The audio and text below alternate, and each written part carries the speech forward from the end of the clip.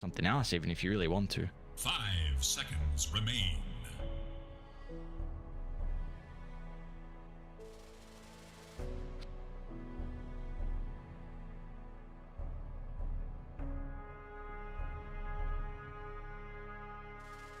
Dire must choose. The sack.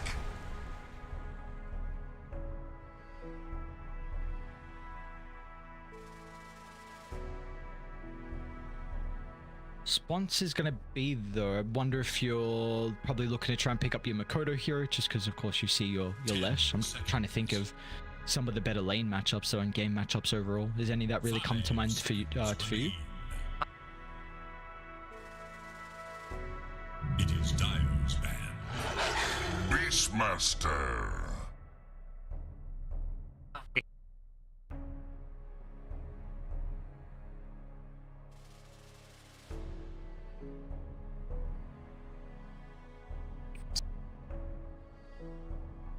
Seconds remain.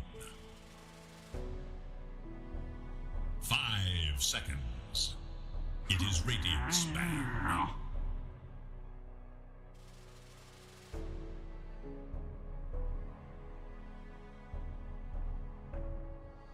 See what they're actually going to do to try and protect it as well. I'm a big fan of Beastmaster at the 8th, just because you do have... It can be very vulnerable in the lane. It's a hero that plays off the back of kind of tempo, like you said, and if your lane is slowed down, then those timings can be hindered even further, just even by a couple minutes, which can prove to be an issue. So we see the Darkseid, I mean, that's just more of a specific counter to mind control, but of course also as the game goes on, the walls are great versus all the auras that the Beastmaster is going to try and build up. Dire's turn to ban.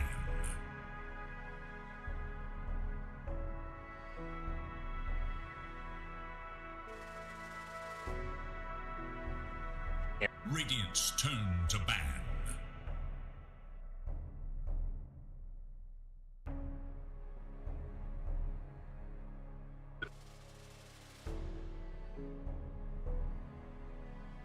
I actually think this, well, I think he's playable now, because before he wasn't. He was in a horrible spot before. Now it seems like he's actually okay. That's a stretch as well, but it's going to be just very dependent on games. So like I do wonder like even how much more we're going to see it picked up, because with the change to the shard you get a little bit more team fight. I mean, a stun in team fight's always going to be nice. That was one of his big issues in his farming speed as well. So yeah, I do honestly wonder if how much AA we're actually going to see in the major. Dire's turn to ban.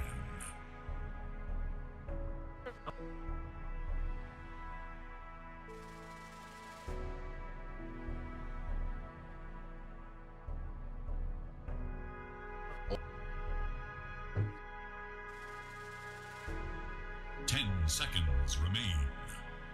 It is Radiant's ban.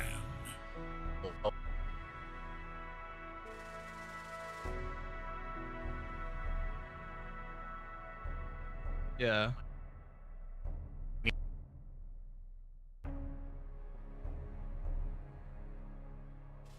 Yeah, I mean, I was already... It seems like they're banning a lot of heroes to protect the Terrorblade as well, if you want to go down that route. Matchup versus Lesh can be a little bit back and forth early on, but I mean, you see the bans, Darkseid, great matchup versus the Terrorblade, the Tide as well. You've got no issues in regards to the lane, and can just shrug off a lot of the damage, and of course a great pairing with the Beastmaster. So Savage loves the hero. We're seeing it rise in popularity as well so far. I'm pretty sure BetBoom are like first phasing that hero, so maybe depending on what OG picked the 15th, we could see them go down the Terrorblade route.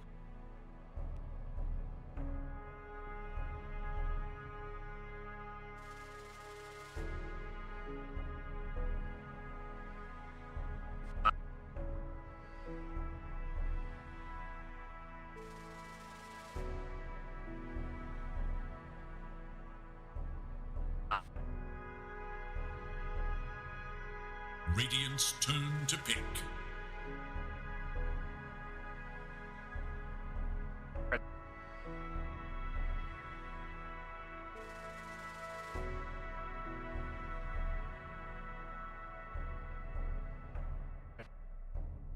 Yeah, and a lot of the supports you're looking to try and pair up with the IO is stuns, team fight, and probably a little bit of catch so you can set up for the relocate. So that's a criteria that they're going to try and fill with this, and I guess it's a little bit of the CM, but it is even nice to be able to play into the Beastmaster Enchantress lane, potentially, with having a way to address some of the summons.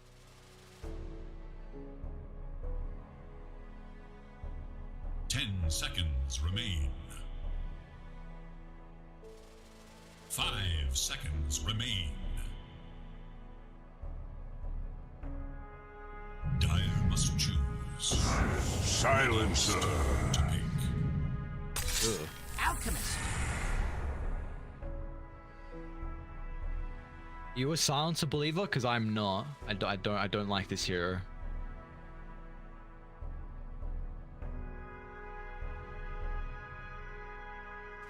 Seconds. 5 seconds. Yeah.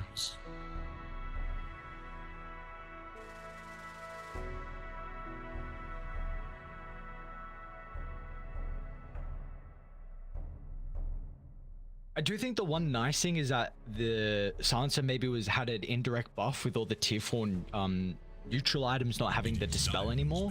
That was kind of a big thing, where late game you had like Stormcraft or Flicker, and there was another one that I'm forgetting now that was able to dispel. So kind of late game you don't have to worry about that. But yeah, I agree. I don't know, the Silencer is an interesting hero, and well, for OG they're going to go down a traditional counter to the Beastmaster with the Phantom Assassin. So you got a CM and a PA in a lane. That could be a very, very scary lane. That could be a lot of kill threat out of OG.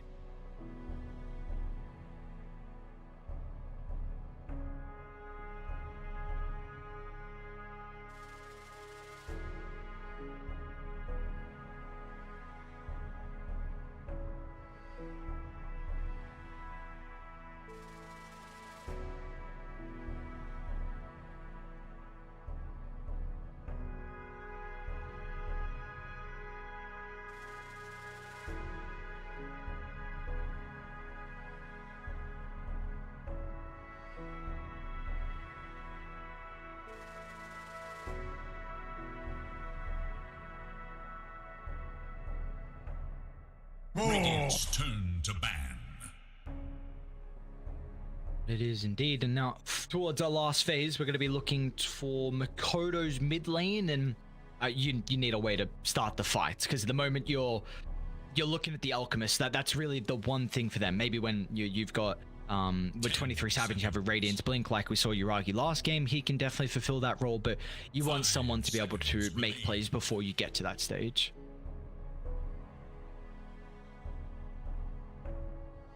Dire's turn to ban.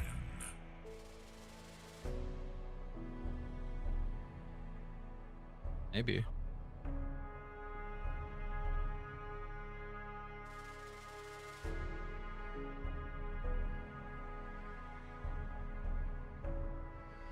Seconds remain.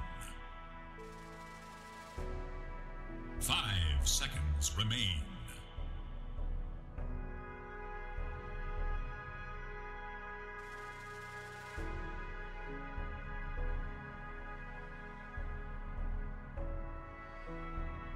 It is Radiant's ban. See what we can make of the bans from Talon. Maybe if it's able to get a read from that. I'm in a Death Prophet and a Bristle ban.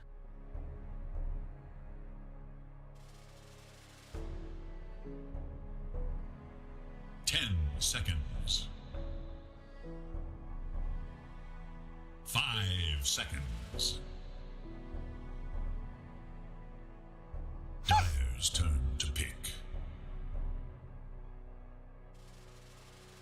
Radiant's turn to pick.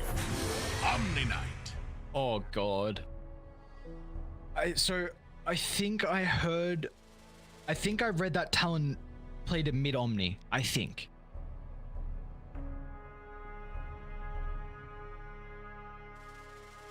10 seconds remain. 5 seconds remain. Timber Saw! Choose your hero.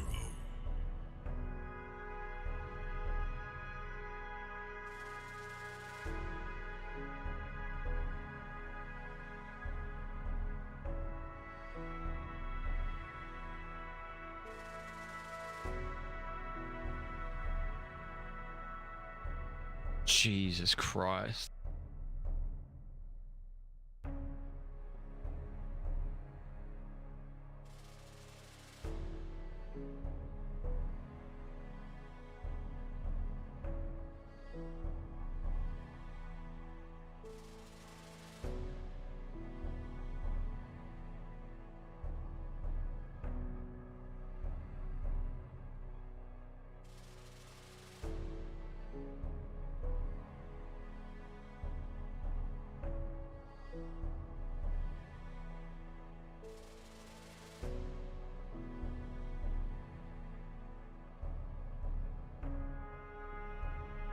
At least the Timber Saw playing into him.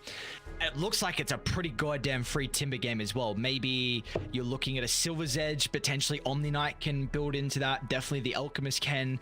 Late game again, we spoke about the potential for Q to be able to scale on the Enchantress. So if he has a free fight as well, he can definitely get a lot of impetus damage onto the Timber. But this looks like a game where MC could just take over, but that again is, I don't particularly know what the Omni is going to provide them, so maybe it could be okay. We'll have to see. There's a lot of question marks around this carry pick for Savage, but it's getting to the stage that they got to get some wins under the belt, because these groups are not easy at all, and this is again the finish the last major.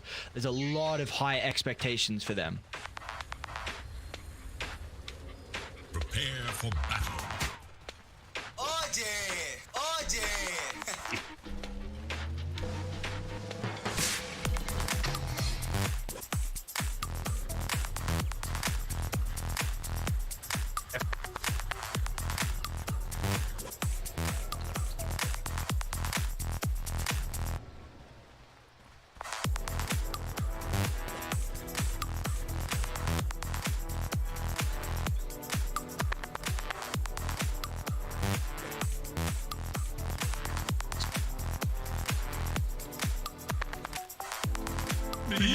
What? Oh god. Nailed it!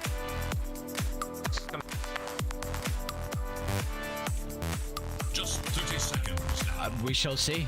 We shall see. For Savage as well, I just had a read over the Aghanim shot that they as well. His Hammer of Purity is pure damage, so maybe this could be, I mean, pure damage is always the way you look to address the Timber Saw, so maybe with being able to span that out inside some of the fights, he could actually be a bit of a threat for the Timber as the game goes on. But it's going to be a learning game for me. I get to see what the hell is up with a carry Omni Knight and a mid Meteor Hammer Alchemist. Yeah, I'm wondering if we're going to see like the new Ag Shard as well on the Omni Knight with the upgraded Hammer Purity, giving the heal every 6 seconds. So there's a lot of, you know, potentially new stuff that could come out this game.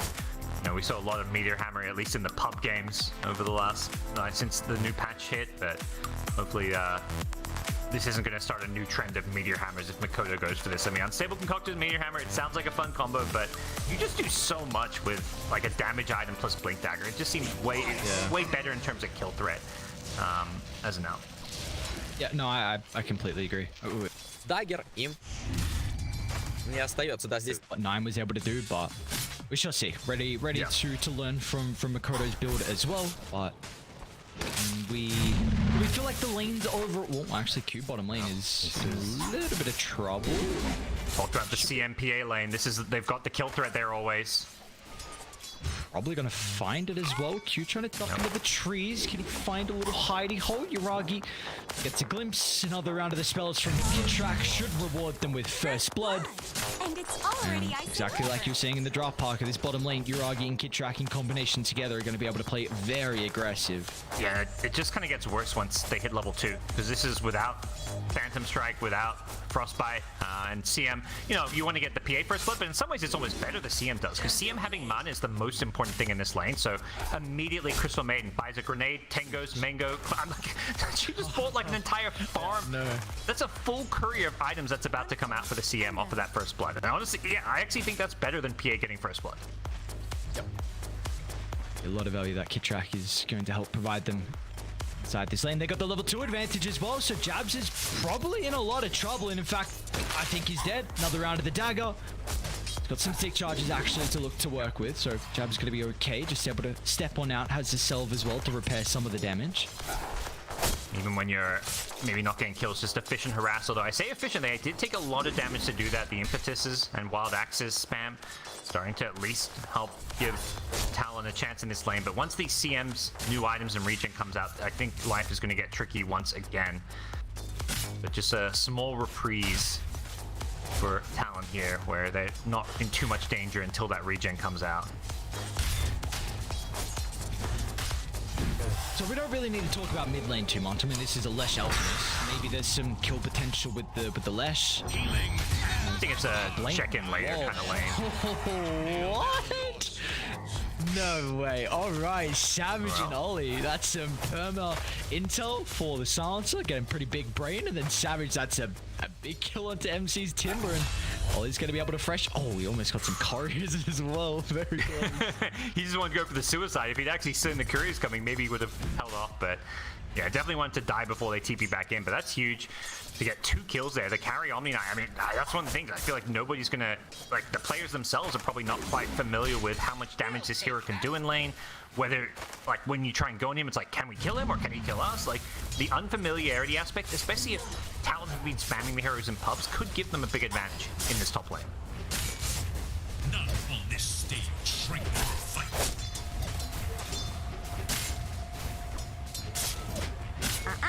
Still, this bottom lane continues to be a bit of an issue here for Talon. Maybe, I mean, at least you've got the potential for the Beastmaster to be able to easily make stacks for himself. He actually doesn't have a level just yet in the boars, but I mean, we see that is a big way for the Beastmaster to be able to keep up in farm if you do have that rough start. So probably OG are going to even look to try and get some vision down towards a triangle just to maybe contest or even slow down the stack game for Talon. Yeah, and if they do start stacking Leshtrek, by the way, mid lane, I mentioned this lane may not have too much happening, but with the Lightning Storm build, Lesh gets very close to a kill. Makoto's completely bodied out of the lane though. Looks like BZM's going to go to the left. I thought he might wait around to see where Makoto was going to go, so they'll both be able to get some water runes though to heal back up. But yeah, Parker, he's committed. Well, kind of semi-committed. He's gone the Ring of Health at least, which he can build into some other things, but it's he's going to be in some trouble. Where are you going? BZM's push back. More bottom lane. Ollie's going to rotate as well. I think they got a glimpse of the Silencer though. Seems like they know they're not going too aggressive. I think, yeah, they had a ward on the twin gate up top, so they saw the rotation. Does seem like teams are really prioritizing these gateway wards just to know when supports make these early laning stage rotations. They see Io mid. They don't see Tiger at the moment, so it looks like with the extra assistance from the Io, they should probably be able to get the kill onto Makoto. I mean, maybe he can use Concoction and hold back BZM, but you're going to be occupied down bottom, so there will be no TPs to protect the Alchemist. Trying to sidestep. Oh my no, wait, Makoto. Oh my lord, so close to getting the kill, and meanwhile bottom lane as well. I'll tell them they're going to be able to turn it back around, so even though they do lose Q onto the Enchantress, they will still get a return kill onto Kitrax Crystal Maiden. Yep. But getting the support trade down bottom, I think you're fine with. It was a 2v3, they get the kill. PA has the cornucopia for that laning stage sustain, the health and mana regen with damage, like the perfect item for a PA. Of course, can build into that Battle Fury, which PA generally loves to buy. And the nice thing about this Io rotation mid is that they're giving Timbersaw solo XP. This is one of the best off lanes to try and give solo XP to. Just give him this pure 1v1 to get those levels, to get the early level 6, and then hope that he can dominate this Omni Knight. Makoto, another attempt onto his life. And they hit level 6, one more creep. Okay, there we go. They've got the 6 now. Extra little bit of damage. Nice sidestep from Makoto. He's still going to need some assistance. They might just turn to Ollie instead. I mean, this is a much easier kill, but both the Talon supports have had plenty of time to be able to rotate. So cute. Oh, he's not going to get Kitrax. Steps over to the tree line, playing with the Fog of War perfectly. As BZM, he's got the Arcane Boots as well to freshen up a little bit, so more mana to look to work with, and that's going to result in a double kill. He's under the tower, so with extra minus armor, BZM's probably going to end up going down, so Makoto, well, he's going to be pretty happy with the exchange, the fact that the Alchemist gets some much needed gold. Yeah, couldn't quite get the tower aggro off. I didn't think Lesh was going to dive it, but with the Arcane Boots and the Tether, he just instantly got like 400 plus mana, so We see the Lesh Aya combo. Some great synergy between the two heroes. But overstepping and overstaying their welcome a little bit in the mid lane with the aggression there from the Leshrac, and it does get punished. The Alchemist Meteor Hammer not far off. I'm curious how this one works. I mean, obviously, I think we know how it works, but whether or not it's going to be effective is another question. That's the big thing. So real quickly with the Savage's Dota Pro tracker, he's only played one Omni game that I can see, unless he's got some secret account, but he went Phase Boots, Echo Saber, Blink, Ag Shard, and then Sunjin Kaya. So it looks like he's got pretty much all those items queued up. Mid lane, honestly, action continuing to break out. This time Makoto, with the help of the Chemical Rage, he's going to be able to shrug off a decent chunk of the damage from BZM, so it's another kill onto the IO. MC top is honestly just getting kind of bullied here. Anytime he comes close, he's just getting hit by that pure damage from the Hammer Purity, but back at mid, CM, it's away back to safety. Can't touch BZM though. We're trying to deal with all the supports, but that means the Lesh can just easily chase down some of the Talon members, and now Tiger's here to be able to buff him up once again. They really want to try and get some early pressure here. They don't have any points in the Edict yet. He's gone for 3 points in the Lightning Storm. Hasn't got the 4th point yet. I think, yeah, that's it. Probably time to start leveling up Edict. You know, with all these rotations, you want to be able to turn kills into objectives. So, and now pinging top. They're actually making a very quick rotation north with the regen rune. This should be telegraphed here with the Observer Ward scouting out the move. And yeah, it does look like 23 on the Omni is going to get out A-okay.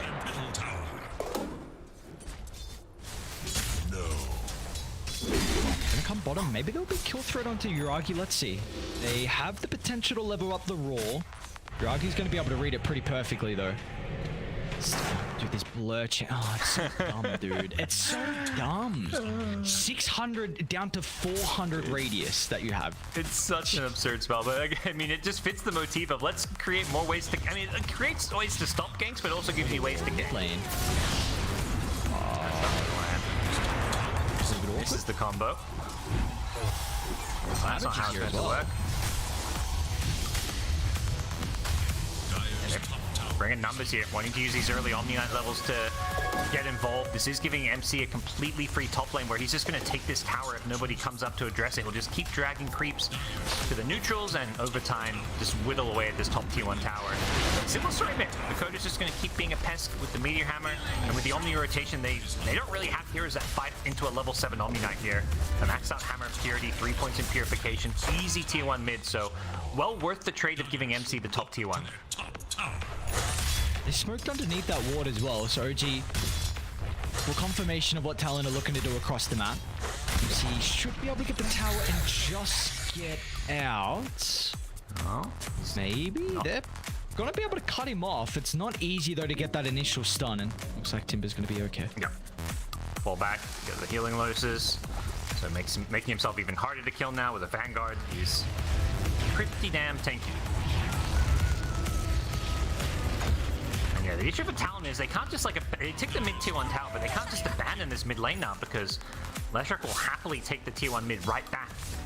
You don't keep somebody here to defend it, so as much as Alchemist wants to become this like super active hero with Unstable Concoction plus Meteor Hammer, you kind of have to keep defending mid. But Mass TP's down to the bottom lane. Jab's gonna be able to turn it back around with the roll. BZM, he's gonna be okay. Tiger tethered up the Leshrac so they can repair all the damage and continue to chase down Talon deep under the tower as they need more rotations. Finally, it's gonna come out the back of Q. They won't be able to get enough health back from Savage. Purification was cooled down for a little bit too long. Makoto's gonna funnel in towards the later stages of the fight. He might be able to get the kill onto the Crystal Maiden, but what else afterwards? You've got MC here. Timber is relocate back in. Mana though. And well, now it looks like with BZM here, they definitely will be able to find Makoto. Jabs, he's up on the bridge, but there's nothing he can do. He's gonna watch his teammate die from the high ground as OG.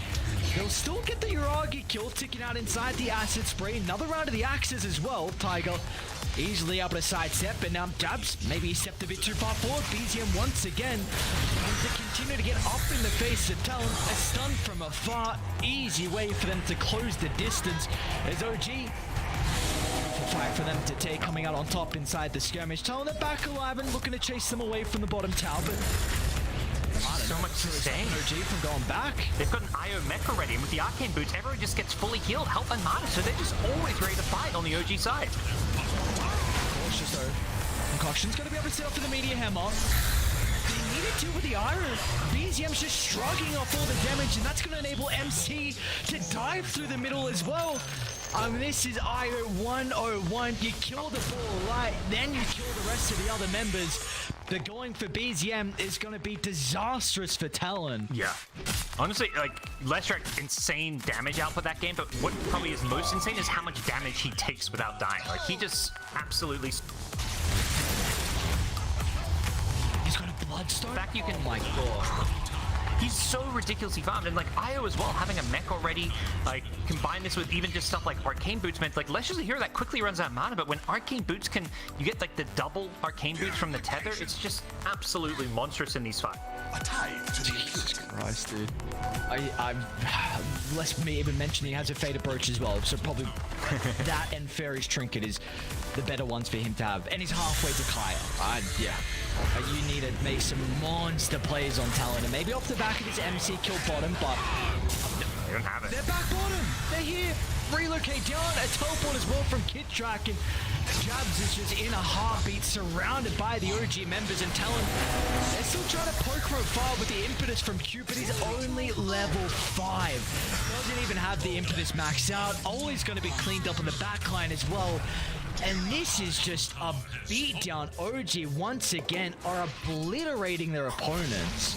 Yeah, this just feels like the true classic OG Dota 2, where it's just like run an enemy, kill enemies, just slay, slay, slay. There's no pause, there's no downtime. They're always ready to take a fight. If Talon try and, like say, okay, let's go, for a smoke move, or let's go for a kill in this hero that seems alone, the entire OG team is more than happy to show up. They're bringing 5 heroes to every single fight that breaks down, and we're only like, 10 to 15 minutes in this game. This is usually the part of the game where a lot of teams will have like one core somewhere farming. No, PA's been in a ton of these kills as well. 6 of the 17, not like a huge amount, but it's at least, it's something. And OG are just getting so far ahead as a result of this, particularly the Leshrac, who is, I'm not sure how they address the IO Lesh at this point in the game. Dude, how do you address the IO Lesh? How do you address the PA late game? There's your win condition. How do you address MC's Timbo, who's 5-1-3 and is working on a scepter? So you're going to have this barrier, which I don't truly know how strong it is, but a lot of people saying it's busted. A lot of people saying it's maybe a little bit underwhelming. I don't even know what you do on Talon to come back into this game. You do not have an Alchemist who is, again, he's got Meteor Hammer Solar Crest. This is a utility Alchemist. It is, yeah, there's no scaling there, and there's also no reliable initiation there, not having the Blink Dagger. Like, it's kind of weird. Like, the Armlet Blink build, you have better scaling and better initiation. Like, I thought you'd go, like, Meteor Hammer, then, like, Blink Dagger, but, he's looking to really get this minus armor synergy with the Acid Spray for the Unstable Concoction, but this is taking a lot of damage here. Pick the bait, maybe. He comes to relocate. No way. See, the Global Sun's going to be able to prevent that. Yeah. So they should be able to get the kill onto MC as a result. That's a much needed kill. It's unfortunate that Ollie's going to be the one that gets it. But nonetheless, you're able to get a kill on the board for Talon. Potentially shove out bottom. Yep. And of course, relocates now down as well. So maybe it's going to make it a little bit more difficult for OG to defend this tower. I like this approach, saving Global for the relocate. Groggy? They've got Roar and they're still nearby. Tiger's going to be able to protect it for the moment, but the Concoction will fly over the top. But Talon, yeah, they're so hesitant. As soon as they see BZM show up to the fight, and look at the backstab. Oh, Kid-Track. Beautiful placement with the freezing field. Stops multiple escape avenues and a well-deserved tip as well. Kid-Track, a great ultimate from him. Yeah, just OG firing on all cylinders here. Going from one kill to the next, the only kill they're giving up. Okay, you global to stop out, relocate in to save. We'll take the fight at our tower. Like, I think they had this idea that they'd stop the IO Leshrac from relocating in so they could take a fight without them. But, that's a tier 1 tower. They'll happily TP in to take that fight. And, 16 minutes in, tier 1 bottom tower is still standing. They're diving Savage as well. What's going to stop them, man? Well, 5 heroes onto a T2 tower, 16 minutes in, nothing they have to fear at all from OG. It's a masterclass performance from them. What a is under Dude, they have to be sky high right now with the start they've had in the group stages. Their confidence is through the roof. And a bit of the same approach to the last game where it's like, let's just pick these lanes, like specifically their safe lane, these side lanes where it's like, we have this advantage, we have this kill lane, like they have the CMPA. Last game, you know, they had the ability to pressure the Slark in the side lane, so it just feels like Talon getting bested a bit in the laning stage and put in these positions where they have to recover, and there's all this pressure on Makoto to be a big playmaker, but it's just almost too much weight on his shoulders. dire are scanning for enemies. And out the PA. Okay. Little side step. Yuragi's going to be able to dodge the danger. Back to farming he goes. Anti-style is going to be the first, well, second item I should say after the Battle Fury. So, very interesting. Okay. I mean, it looks like mainly for the global silence I'm looking at. Yeah. I think, you know, obviously BKB's lost some value with the changes, or still a good item, but Mantis, this kind of nice hybrid item where, you know, it's defensive, has, you know, some utility use, but also does give you some pretty good damage at the same time as well with the stats.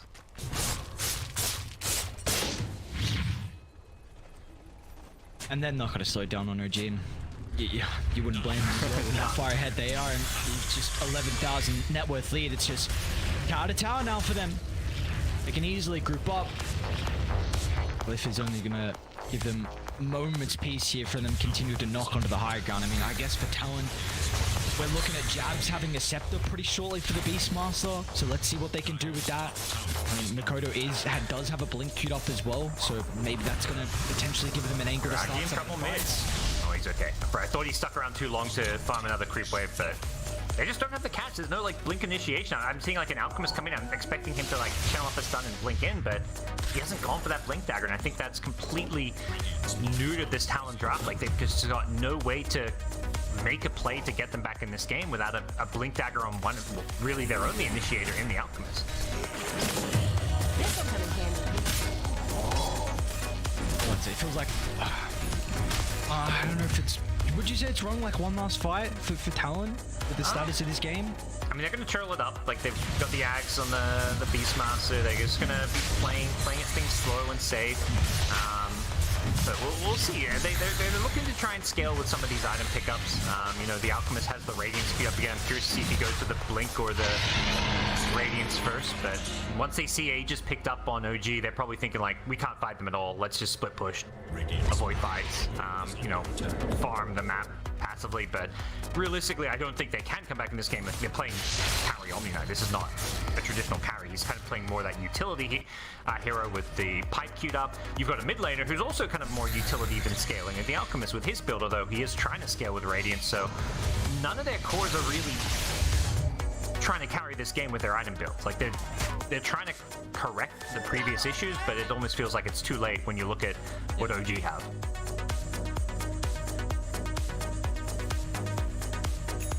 You're gonna have the 5-man starting to run you down now.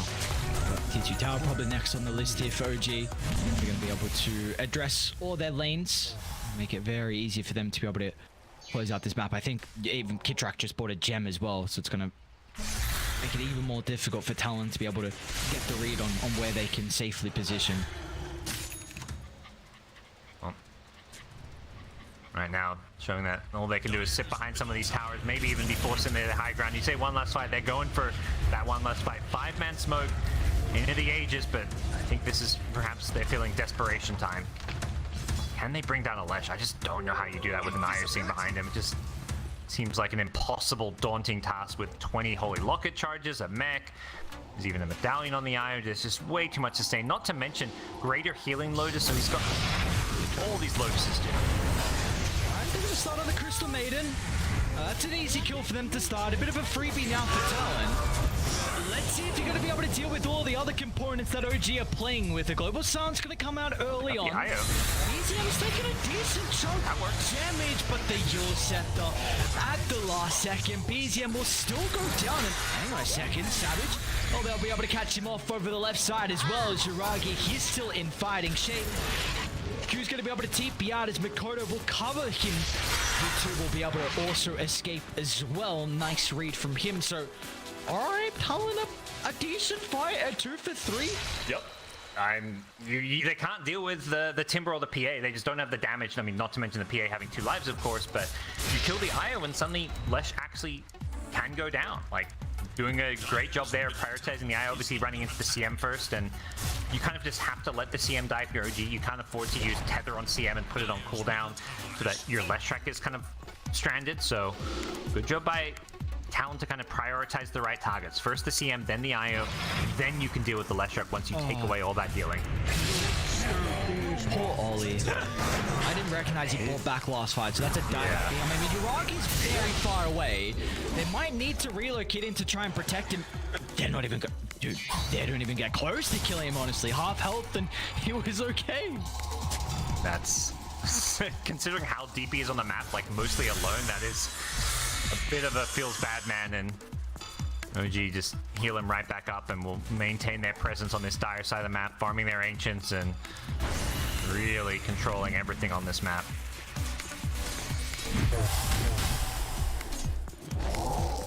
And they're just every corner of the map. They've got vision as well. They're scouting out Makoto. They've even got a glimpse of Q as well, hugging the elk. So they're well aware of where Talon are looking to try and get just a little bit of farm, and it's like Q will be able to force back up at the high ground, but no, BZM's not going to stop there. They just want to try and finally deal with the T3 towers. Yeah, there's no global, or at least for a few more seconds. It will be up soon, so if they want to force that fight, doing it with global, where you can maybe limit some of the save potential. Stop that CM freezing field as well, which can be pretty powerful with the shard. Looking for the charge up. MC's got this barrier though. Yeah. So they're going to have to be forced to avoid it. They're going to go in afterwards with a roll, but the global silence as well. MC is going to end up going down to start the fight, but Talon did have to commit very heavily. And now Uragi, he's got nothing much to really feel. Wait, too Savage? Look at the damage. All right. The Ace forced to jump away. Savage going to try and chase Kid Track down as well. And what's going on? We're seeing the Omni Knife is really able to get some right clicks off, maybe the Hammer Purity as well. It looks like he does a decent amount. Yeah, that fight, the Beastmaster did 5k damage as well, just dishing it out with all his spell spam.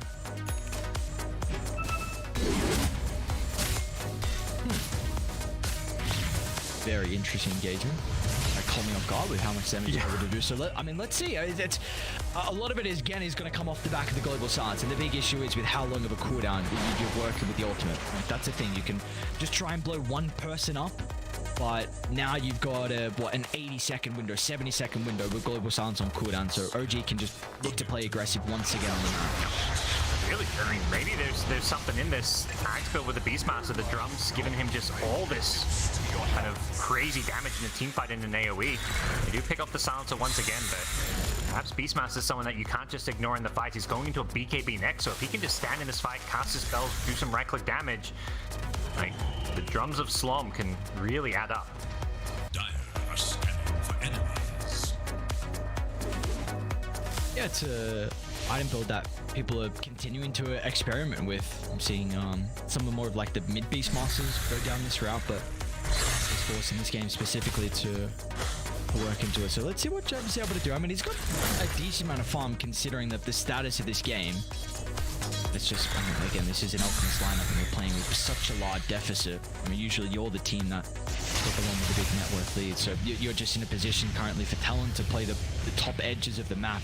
In the bottom, we see Savage being able to find a little bit of farm. We even see Makoto as well.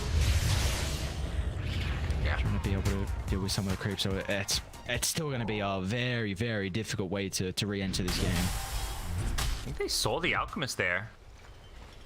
They seem to be trying to maybe fish and hunt him down, but doesn't look like they're going to catch on to him.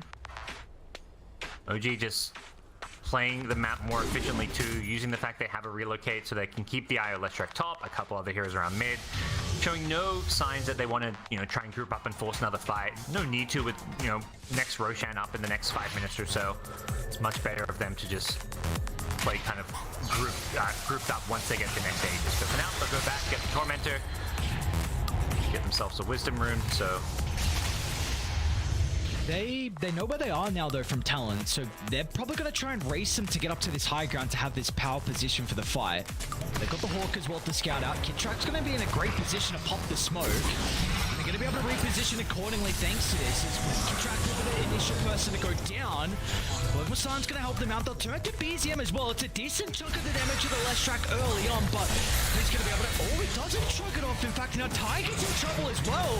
Talon once again, they're going to turn to Yuragi. The Infamous damage starting to stack up from Q. It's going to be enough.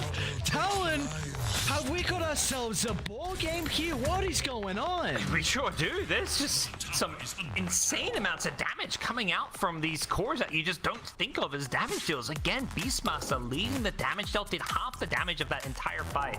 6,500 damage on Beastmaster. He just is melting through some of these heroes here and making sure that, like, Leshrac even had the IO, like, tethering him and healing him up there, but he just looked like absolute paper with how much damage he was taking. So there is suddenly a lot of hope here in the late game for Talon. If anything, it looks like, you know, if they can get themselves like the next Roshan or something, this game can very quickly swing in their favor. Beastmaster, you know, he's realizing how much damage he's doing in these fights. Has the Kaya and Sanj queued up, wants to just keep getting more and more spell amp. And Roshan will be up in 20 seconds time, so an Aegis in hand could be a real game swinger for Talon. And you see instantly OG, they're queuing up BKBs. You've got one component on the Phantom Assassin. Leshrac is still a little bit away, so there is now a window for Talon. You're still going to get a couple of more fights where you can potentially swing this game off the back of the no BKBs on OG. And well, with did they get a glimpse of Roche? The Hawk just died. You'd love to force an issue again. You want to be taking fights now before these BKBs. Doesn't seem they're aware of. They're not heading that direction for now.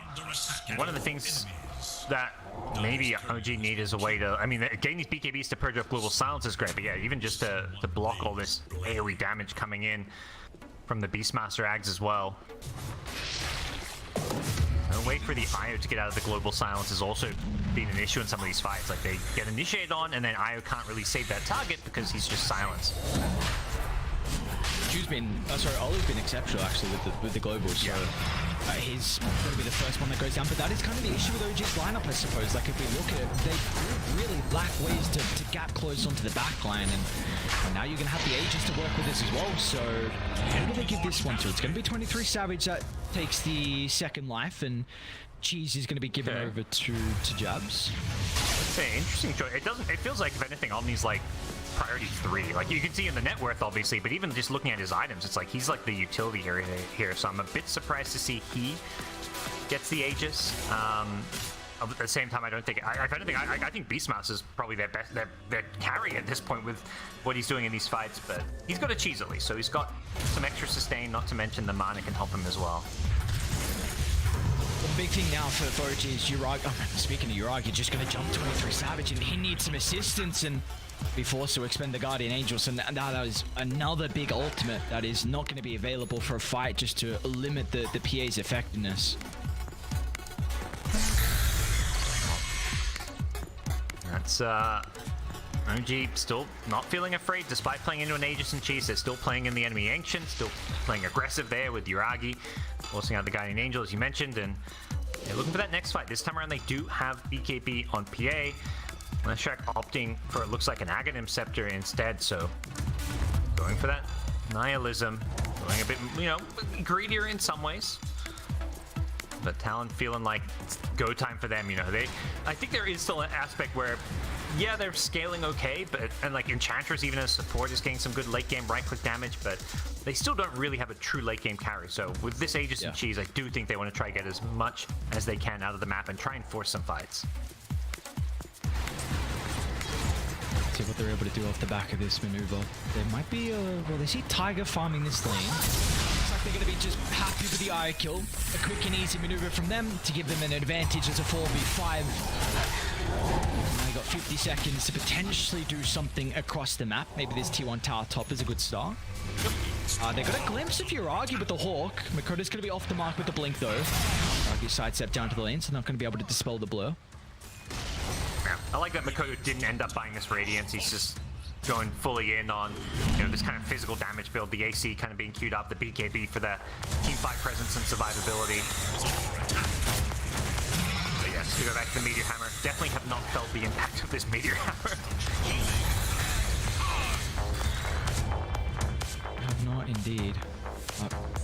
Oh, this is resembling a game that might go a little bit further on here with the status we have. 9,000 net worth lead. They've done a pretty good job to claw this one back, and the momentum is definitely building for Talon, but it also feels like one fight could just completely crumble their lineup and could just all fall apart instantly. Yeah, one fight, kind of either way in a sense, but it feels like OG, like, you know, they've been losing a few fights and can probably afford to, you know, lose a few more just because, you know, they do have that better late game scaling. Like, PA is kind of the best carry out of the 6 cores in this game. You've got an IO to kind of back up the PA to really buff up the damage and survivability.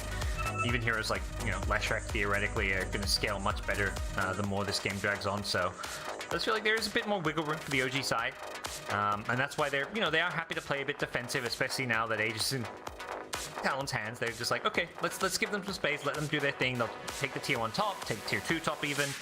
We'll be ready to fight them once this Aegis and Cheese wears off, as well as once we maybe get another big item or two, because, you know, there's way less pressure on OG to do anything with the current game state. Yeah, and probably that big item they're looking for is the Nullifier on Yuragi, which he had queued up before he DC'd. I imagine he's going to re-queue it again, and that just completely mitigates a lot of the effectiveness from the Omni Knight inside the fights. I mean, really, you've got a pipe now on Savage. He's even got a Mage Slayer queued up as well, so you're looking to address the Leshrac, and I even think Mage Slayer is also a little bit of spell damage as well, so kind of timber there. And then you got the Guardian Angel too, which reduces the effectiveness from PA. So that's where at least the Nullifier is able to come into play. But if you put all your attention on the cores, then that means Ollie can get Global Silence off, and that means Q, I mean, he's getting some items as well. This is a Hurricane Pike. He's going Shadow Blade next as well. So if he can freely right click, who knows, this Enchantress could pump out a lot of damage as well. Oh yeah, I can definitely see it, because it feels like there's so many things to prioritize. I just think Enchantress is going to be like bottom of the list, and then all of a sudden there's going to be this Ench just sitting back, throwing all these impetuses into the middle of the fight. So it's definitely something that could go unnoticed in a fight and cause a lot of problems if you're not careful, because none of these heroes really jump the backline upon early as well. So not just the Silencer, but even the Enchantress, you can just sit back in position, you know, can dish out big amounts of damage. All right. Pause and pointers, so some issues going on.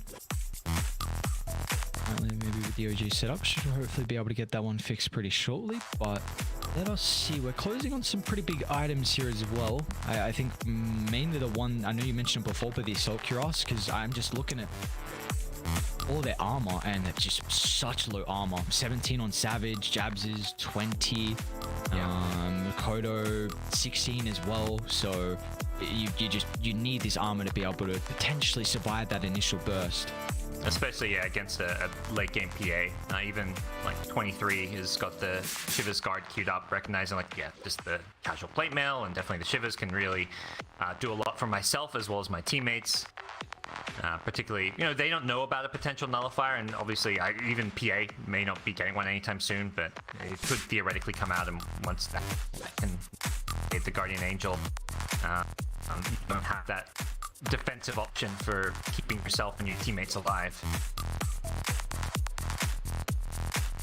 Man, I tell you what, I really did not think we'd be in this position where we're 32 minutes in and it's only a 9,000 lead now. Like, this is game is getting to a territory where it's like maybe Talon know a little bit more on how they can play with this draft. I mean, potentially OG haven't versed an Omni Knight carry and too much of this Beastmaster item build as well. It's definitely new territory for them. Yeah, I thought the game was just over at like, I don't know, 15 to 20 minutes in. Even looking at the graphs, I think it got as high as 95% win probability around the 22-minute mark, and now it's back to 75. Like, this game, it does feel like OG's still in the better position, but it feels like 70-30 or something with how these recent fights have gone. But yeah, I thought this, 20 minutes in, I'm like, okay, game, just this Lesh is out of control. The PA's been free farming. There's no comeback potential, but as soon as Jabs got the Ags, Talon just won back-to-back team fights and got an Aegis, and yeah, we've got ourselves a game out of nowhere, which is fantastic to see. Yeah, because a lot of the games we've had today have been a little bit more one-sided. Again, a lot of the games overall. We've got some stellar ones so far. All that we've been seeing on a couple of the other streams. So, I mean, with how this is shaping up, we could get a very crazy one. Close out our night over on the B stream. Are continuing to have some issues though. Yeah, Yuragi PC or something technical forcing him to pause and reconnect a few times already. Talon have opted to go for this 5-man smoke here. They've got 2 minutes left on Aegis, so it is a good time for them to try and force the issue. It's very much a question of where do they go and how do they find and connect onto kills here. And well, the one kill they see is BZM. They see his Leshrac in the mid lane, so they likely are just going to make a beeline BZM to try and get that kill. They are quite separate from him as well. Yeah. I'm not see if He's got a blink dagger, so he can always, like, it, especially after a pause like this, you kind of lose what often happens.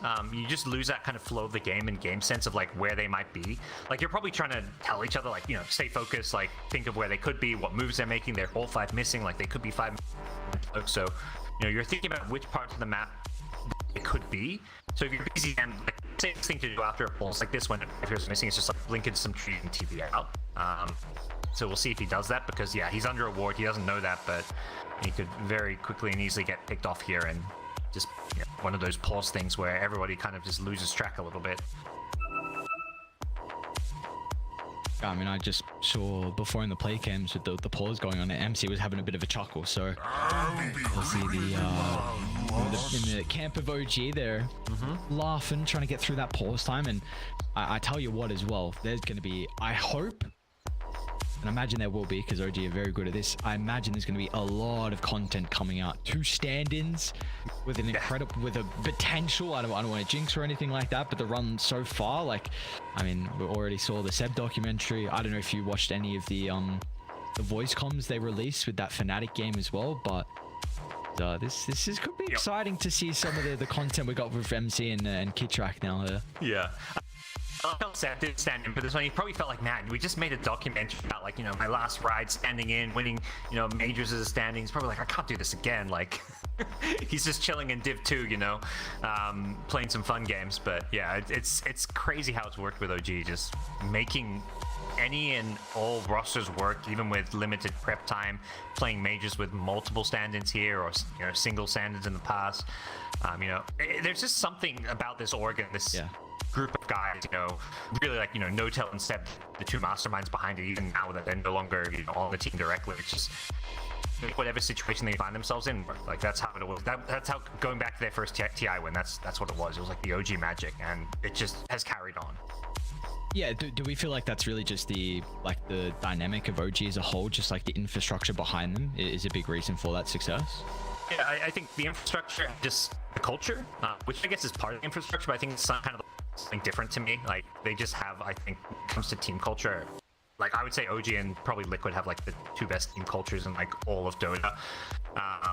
Just with how they operate, how the team seems to always have each other's back. I mean, it's kind of like the other teams, because I think that applies to all these other teams as well, but I think the other teams have learned from OG how to do things. Like, basically OG laid the blueprints of like what makes a good team outside of the game, but outside the game then has the impact on inside the game as well. So yeah, it's definitely everything kind of happening behind the scenes, and the way, you know, people like Seb and Notel have just mentored all these players. Anytime, you know, you talk about all this content they put out, and you see the players around like Seb and Notel, like there's this kind of respect, but also this like camaraderie, and like you really see that they're not like, they don't feel like, oh, you know, I'm young, like, you know, I know more than you guys, like, you know, I'm like this young hotshot. They really do like listen to those guys.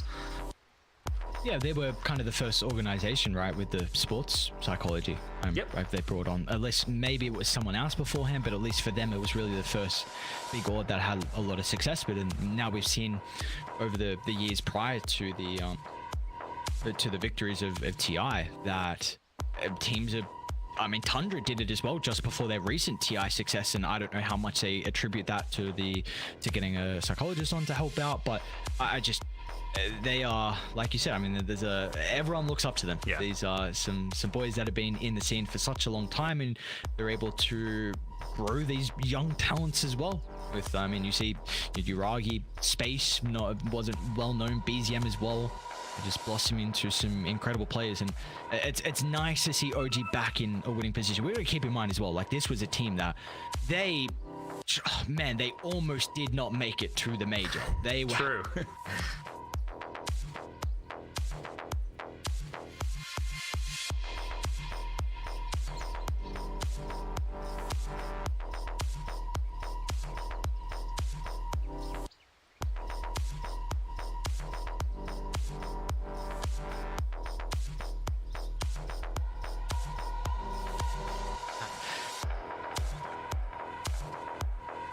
Yeah. And what?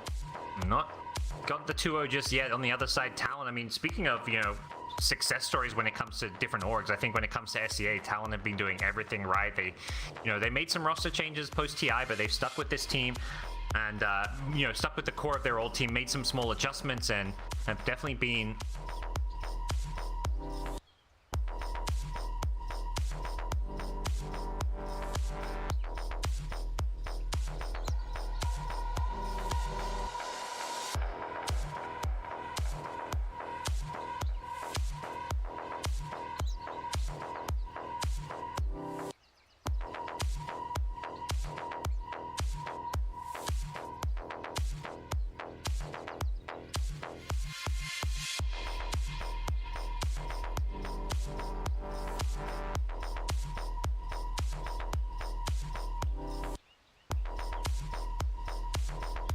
I do want to quickly update everyone.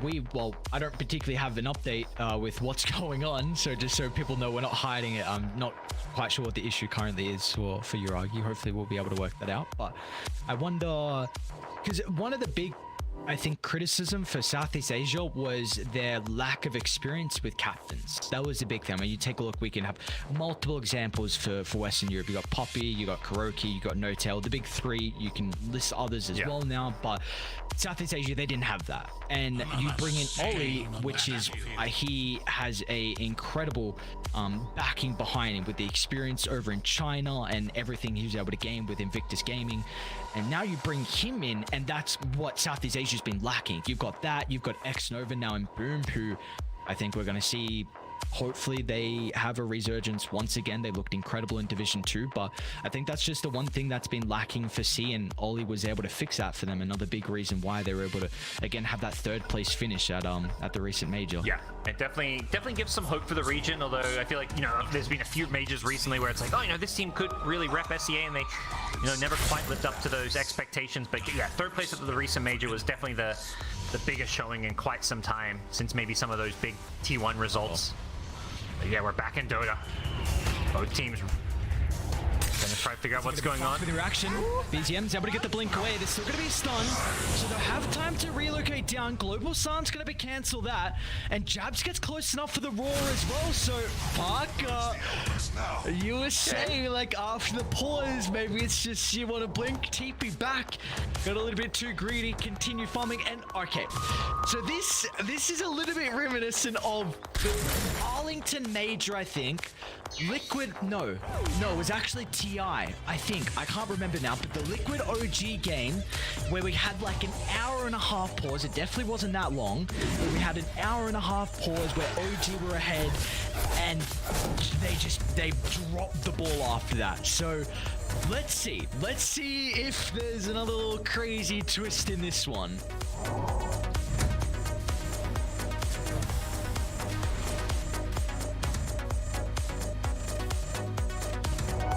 It completely throws you off, especially when it's your play who has the technical issues. So you get back in and Uragi's like, he's maybe not feeling fully confident in his setup, like whether it's his mouse, his keyboard, his PC having frame rate issues, like whatever it is, like it's something the admin may just be like, hey, we have to play, like you have to deal with like low frame rate, whatever it is, play through it. So something could be a little bit off for OG, and they gotta be careful. Kodo? He's gonna turn. Is the Alchemist strong enough to do this? Alright, BKB is going to be expended. The team was starting to move on over, but I mean, with all that going on, they're able to find the T2 tower bottom nonetheless. It does still put the item on a bit of a cooldown. Global Sun's down as well for 30, so let's see what OG want to do. Looks like for now, Talon, with Aegis expiring, they're going to play things safe. They're very close to some, you know, big items like the AC. The Beastmaster just finished off a Bloodstone, so full spellcaster mode for Jabs, about to hit level 20 as well. This is a very, very farmed, scary Beastmaster here in the late game. We're gonna smoke. All right. And we spoke about the items from Talon, but Yuragi, this nullifier is important. He has the capability to be able to blow some heroes up and get rid of those auras. See what they're able to do though. Running up into this high ground where there is already a ward set up is not going to be an easy task, but Ollie, that's an important person. They need to take the silencer out. Ollie's going to be able to have enough time to react with the global silence, but Jabsy turns at BKB, stopping a decent chunk of the damage for the moment, so Yuragi is going to be able to sidestep out of the fight. But meanwhile, Mind Control is stuck in the middle, but the Beastmaster damage is starting to ramp up, and Yuragi wants to take Jabs out of the equation. Jabs going to be able to turn it back around with the BKB, but it will not matter. It's not enough to protect him and OG. All they needed was one fight. The momentum was starting to build from Talon, but they waited till they found their timings and they hit back. Yeah.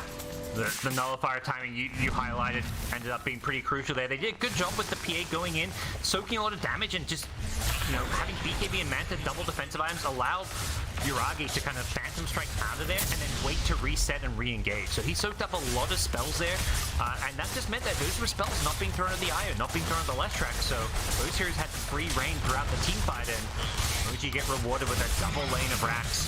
The positioning from Talon, you know, playing around their ward just wasn't enough for them now that they no longer had the Aegis in hand and that this nullifier was coming into play. If they're going to be able to mount a defense as well. And this is your last set of barracks down bottom here for Talon, so what's the call for them? Makoto is going to try and lead the charge. A decent chunk of damage onto Kid Track early on, but is he really going to be able to escape as Yuragi's hot on his tail? But forced off to reposition. Makoto's going to get out of danger, but 23 Savage is stuck inside the middle, but the Nihilism just ripping him apart. There's no buyback for the Omni. They're going to have to do it 3v5, and meanwhile Makoto is caught out underneath the tier 4 tower as well. Yuragi just jumping from one target to the next. Maybe Jabs is going to be able to turn it around though, but the damage, it's not enough. Yuragi shrugs it off under the cover of the BKB, and now Talon have to duck and run back to the safety of their fountain. Yeah, Jabs is doing some big damage, but it's just not enough with some of his other cores just kind of melting there. PA has well and truly hit her late game power spike, and the Mega Creeps claimed a 23k gold lead. I just don't think there's any gas left in the tank for Talon at this point.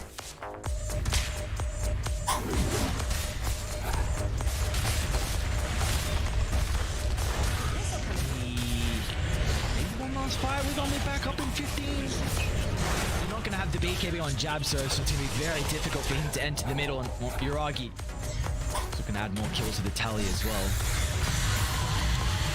There we go. On to Jabs they go with the Nihilism. It's going to try and protect him with the global silence, but already the damage is being pumped out from BZM. It's going to send them all the way back towards the base. And the buildings are vulnerable that OG can look to claim. Throne exposed. It's now or never from Talon. You've got the Alchemist up in a couple of seconds, but you're going to be down, Jabs. Your main damage source at this stage of the game. Now Yuragi's going to turn for the cleanup. The G's are dropped, but they want to celebrate inside the fountain, the classic OG way.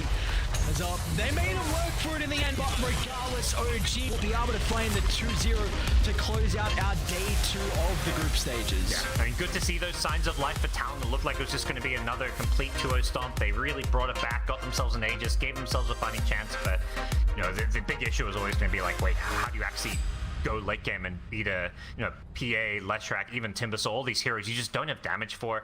I think OG learned